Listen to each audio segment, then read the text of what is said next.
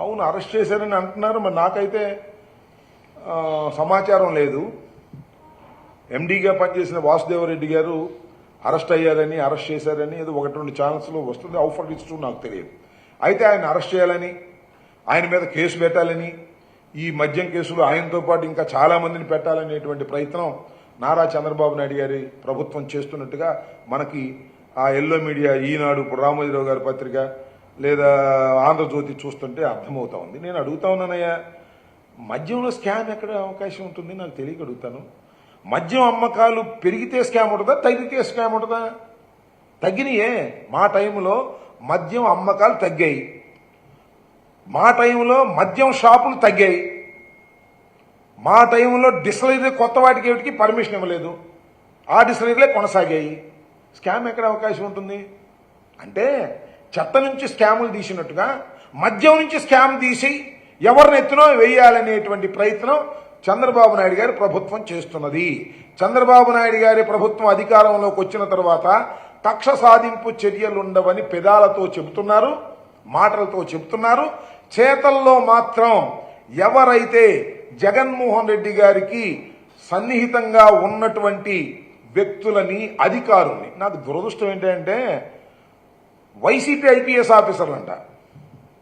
మన పత్రికలు చూశాను నేను. వైసీపీ ఐపీఎస్ ఆఫీసర్ని 19 మందిని రోజు ఉదయం వచ్చి సాయం దాకా కూర్చోమన్నారంట.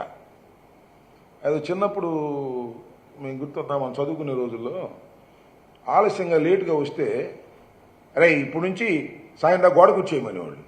అట్ట ఉంది ఇది. నాకు అర్థం కాల. కొత్త పద్ధతులు పెట్టేశారు. వైసీపీకి అనుకూలంగా ఉన్నారంట వాళ్ళు. నాకు తెలియదు ఐపీఎస్ ఆఫీసులు వైసీపీకి అనుకూలంగా ఎందుకుంటారు, ఐఏఎస్ ఆఫీసులు వైసీపీకి అనుకూలంగా ఎందుకుంటారు.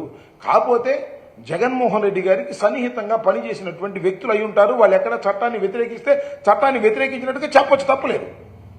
కాబట్టి ఏదో ఒక విధంగా స్కాములు చేశామనేటువంటి భావన తీసుకొచ్చి ప్రజల్లో ఈనాడు, ఆంధ్రజ్యోతి, టీవీ5, ఏబిఎన్ వీటిలో టకటక చెప్పడం, ఒక కేసు బుక్ చేయటం, ఇద్దరిని అరెస్ట్ చేయడం, లోపలేయటం, బెయిల్ రాకోకుండా దాన్ని ఫాలోఅప్ చేయటం, ఇలాంటి కార్యక్రమాలన్నీ జరుగుతున్నాయి.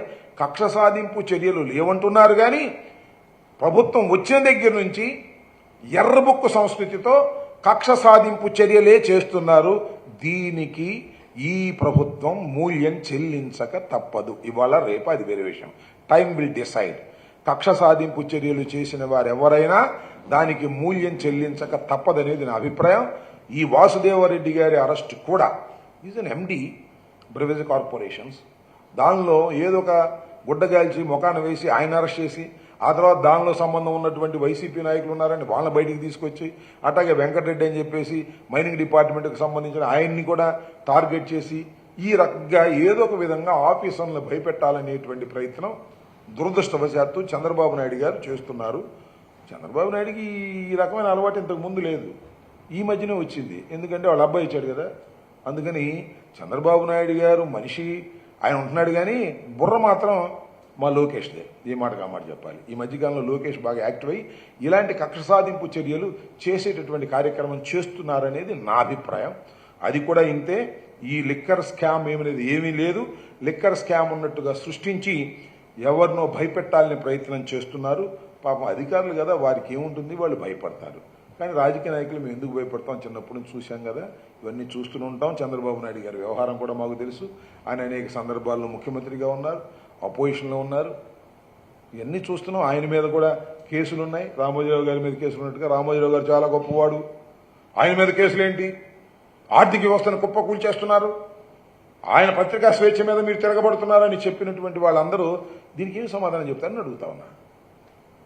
హైకోర్టులో ఆర్బీఐ వేసినటువంటి అఫిడవిట్ చదువుకోమని మనం చేస్తున్నాం. ఎవరైతే సపోర్ట్ చేశారో చంద్రబాబు నాయుడు గారు లాంటి వాళ్ళు, ఎవరైతే ఆ రోజున సపోర్ట్ చేశారో రాజశేఖర రెడ్డి గారు అన్యాయంగా, అక్రమంగా రామోజీరావు మీద దుర్మార్గంగా వ్యవహరిస్తున్నారని ఎవరైతే ఆ రోజున ఆయనకి ఒత్తాసుగా పలికారో వాళ్ళందరూ కూడా ఇవాళ ఆర్బీఐ వేసినటువంటి అఫిడవిట్ను చదవండి. రామోజీరావు గారు ఎంత క్రైమ్కు పాల్పడ్డాడో తెలుస్తుంది. రామోజీరావు గారు క్రైమ్స్కు పాల్పడ్డాడు, చంద్రబాబు నాయుడు గారు క్రైమ్స్కు పాల్పడ్డారు. గెలిచినంత మాత్రాన క్రైమ్స్ ఏమి పోవు, కాలం నిర్ణయిస్తుంది. తప్పనిసరిగా స్కిల్ స్కామ్లో కూడా చంద్రబాబు నాయుడు గారు ఇలాంటి పరిస్థితి ఎదుర్కోవాల్సిన అవసరం ఉంటుందని కూడా ఈ సందర్భంగా నేను చెప్పదలుచుకున్నాను.